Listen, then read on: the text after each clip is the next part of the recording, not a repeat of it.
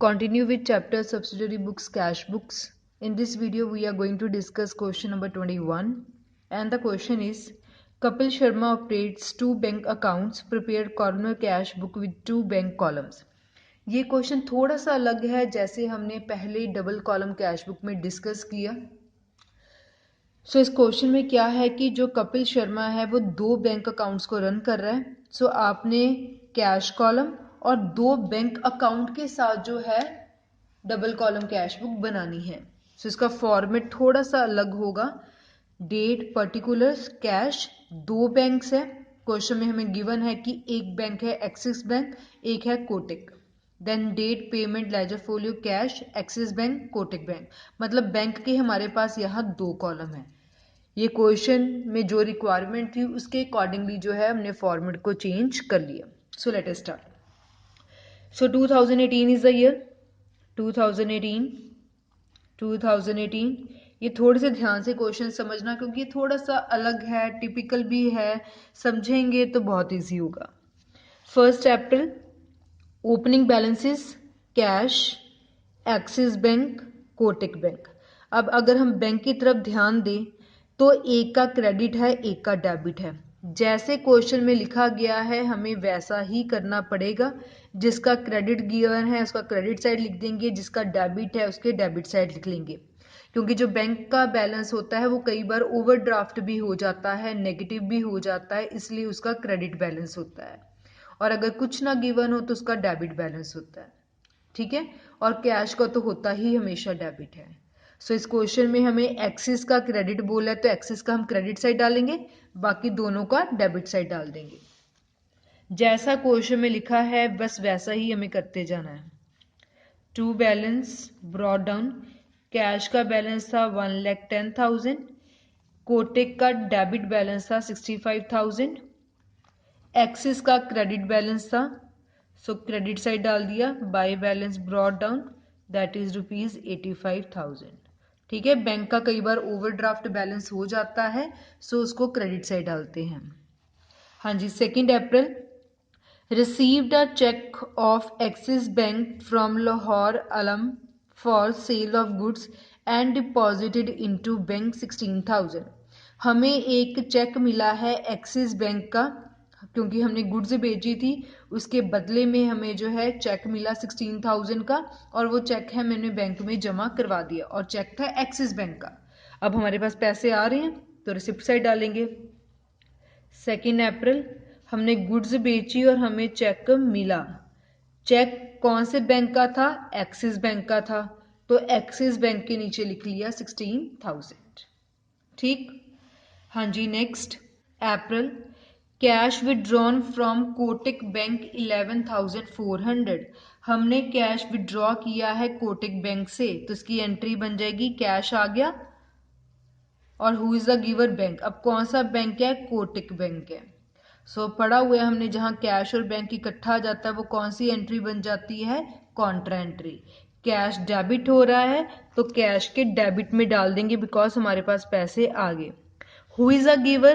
Kotak bank is a giver, so Kotak bank credit हो रहा है, उसके क्रेडिट में डाल देंगे। ये कॉन्ट्रा एंट्री है, सो कॉन्ट्रा का सिंबल डाल दिया, यहाँ लिख लिया बाय कैश अकाउंट, और यहाँ लिख लिया टू कोटक बैंक। हमने कोटक बैंक से पैसे विड्रॉ करवाए हैं, सो हमारे पास कैश आ गया और कोटक बैंक अकाउंट में हमारे पैसे कम हो गए। 5 अप्रैल की ट्रांजैक्शन थी, 5 अप्रैल। हाँ जी, clear. Next 7 April, income tax paid from Axis bank 5,000 and IGST paid from Kotak bank 7,000। हमने इनकम टैक्स दिया है, इनकम टैक्स को ड्राइंग बोलते हैं, वो हमने एक्सिस बैंक के थ्रू दिया, और जो IGST है वो हमने कोटक बैंक के थ्रू दिया। वो दोनों में पेमेंट रही है, सो हम पेमेंट साइड दिखाएंगे। सो हमने इनकम टैक्स दिया, सो लिख लिया बाय ड्राइंग्स 7 अप्रैल। ये हमने दिया है एक्सिस बैंक के थ्रू, सो एक्सिस बैंक में पैसे डाल लिए। फिर 7 अप्रैल को हमने IGST दिया है, सो बाय IGST अकाउंट। ये हमने कोटक बैंक के थ्रू दिया है, सो हमने कोटक बैंक में लिख लिया 7,000।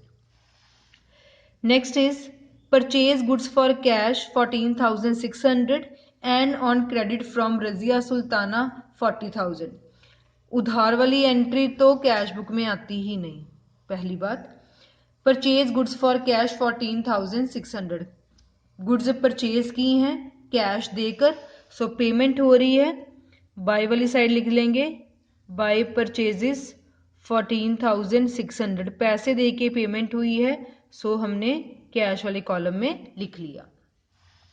Next is issued 2 check of 12,800 Axis Bank and 26,400 Kotak Bank in full settlement of account of Razia Sultan।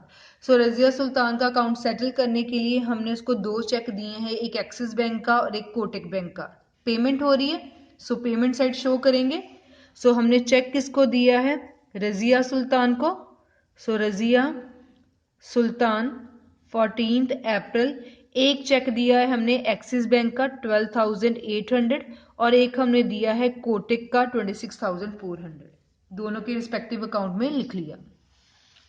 Next is dividend on share collected by Axis bank 3,200। अब हमें डिविडेंड मिला है, ठीक है, हमने कहीं शेयर्स खरीदे होंगे, उसके ऊपर हमें डिविडेंड मिला और डिविडेंड हमारे एक्सिस बैंक में आया।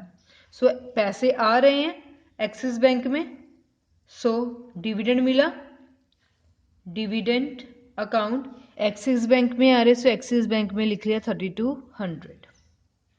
Next is transfer 16,000 from Axis bank to Kotak bank. हमने एक्सिस बैंक से पैसे निकलवा कर कोटक में ट्रांसफर किए, मतलब कोटक बैंक में पैसे बढ़ गए 16,000 और एक्सिस बैंक में पैसे कम हो गए 16,000, क्योंकि कोटक में पैसे जमा करवाए हैं एक्सिस बैंक से निकलवा कर।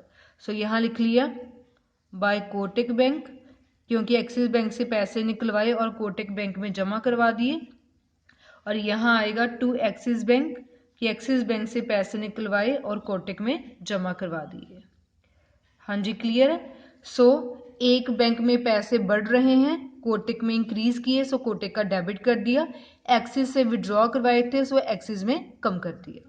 Next is 21 April, cash deposited into axis bank. Axis bank में पैसे जमा करवाए हैं, सो बैंक में जब जमा करवाते हैं तो बैंक टू कैश होता है। सो बैंक और कैश इकट्ठा आ रहा है, मतलब ये कॉन्ट्रा एंट्री होगी।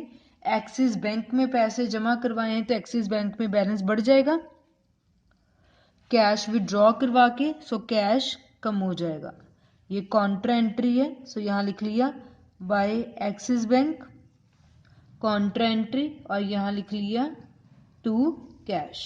Transaction is of 21 April 21 April. So Axis bank में पैसा जमा करवाए, एक्सिस बैंक को डेबिट कर दिया, कैश विड्रॉ करवाया, कैश कम कर दिया। Next is 24 April, interest credited bye Kotak bank 1,800 and debited bye Axis bank. Kotak bank ने हमें इंटरेस्ट जो है वो दिया है 1,800 का, और जो एक्सिस बैंक है उसने डेबिट किया है। देखो बैंक के केस में डेबिट क्रेडिट रिवर्स होता है। अगर बैंक आपको क्रेडिट करे तो मतलब आपको इंटरेस्ट मिल रहा है, ये हमारे लिए पॉजिटिव है। और अगर डेबिटेड वर्ड आए तो ये हमारे लिए नेगेटिव है कि बैंक ने हमारे पैसे डिडक्ट कर लिए। सो बैंक के केस में एंट्रीज रिवर्स होती हैं। सो एक हमें इंटरेस्ट मिल रहा है, एक हम दे रहे हैं, जहां मिल रहा है वो हम डेबिट साइड लिख लेंगे। So to interest account 24 April, Kotak bank ने हमें इंटरेस्ट दिया है, सो मिल रहा है, पॉजिटिव है, इंटरेस्ट आ गया, सो डेबिट साइड लिख लिया। दूसरे में हमारा इंटरेस्ट जो है वो डिडक्ट हो गया 24 अप्रैल, सो लिखेंगे bye interest.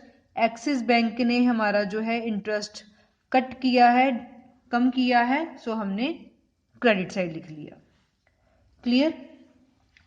Then last transaction, personal club subscription paid from Kotak bank 4,400। हमने एक पर्सनल जो है अपने खर्चे पे किए, हमने क्लब ज्वाइन किया है, उसके लिए हमें पैसे पे करने पड़े और वो हमने जो पेमेंट की है that is through Kotak bank. So payment कर रहे हैं अपने पर्सनल खर्चे, जिसको हम बोलते हैं ड्रॉइंग्स, 30 अप्रैल। और हमने जो किया है ये कोटक बैंक के थ्रू किया है, सो कोटक बैंक में लिख लिया 4,400। सो सभी ट्रांजेक्शन्स कर ली। लास्ट में हम सिर्फ इसका बैलेंसिंग करते हैं। सो ज़रूरी नहीं है कि सबका बैलेंस एक ही साइड आए, it all depends upon the transaction जो हुई है। सो बैलेंस किसी भी साइड जो है वो आ सकता है। सबसे पहले कैश का देखें तो कैश के डेबिट में प्लस करके हमारे पास आ रहा है 1,21,400।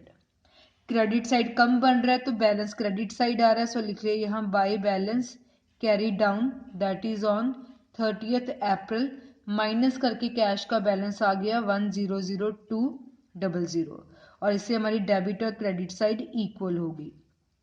अगर एक्सिस बैंक का देखें तो एक्सिस बैंक में जो बैलेंस है वो क्रेडिट साइड ज़्यादा बन रहा है। सो क्रेडिट साइड प्लस किया, ये आपके पास आ गया 1,21,100। डेबिट साइड कम है तो इसका बैलेंस डेबिट साइड आ रहा है। सो लिख लिया to balance carry down 30th April. So minus करके एक्सिस बैंक की आ गई 95,300 और दोनों साइड इक्वल होगी 1,21,100।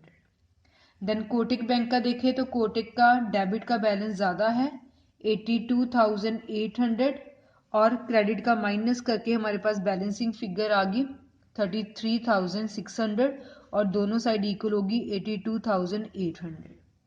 जो पिछले के बैलेंसेस होंगे वो हम आगे फॉरवर्ड कर लेंगे। एक्सिस बैंक का बैलेंस हमारे पास डेबिट साइड था तो उसका बैलेंस हमने रिवर्स साइड डाल दिया, by balance brought down 95,300। Cash और कोटक का हमारे पास क्रेडिट था तो इसका बैलेंस डेबिट साइड आ जाएगा reverse side, to balance brought down 1,002,000 33,600 that is on 1st May. So this was about question number 21 in which we discussed double column cash book with two columns of bank, Axis Bank और Kotak Bank.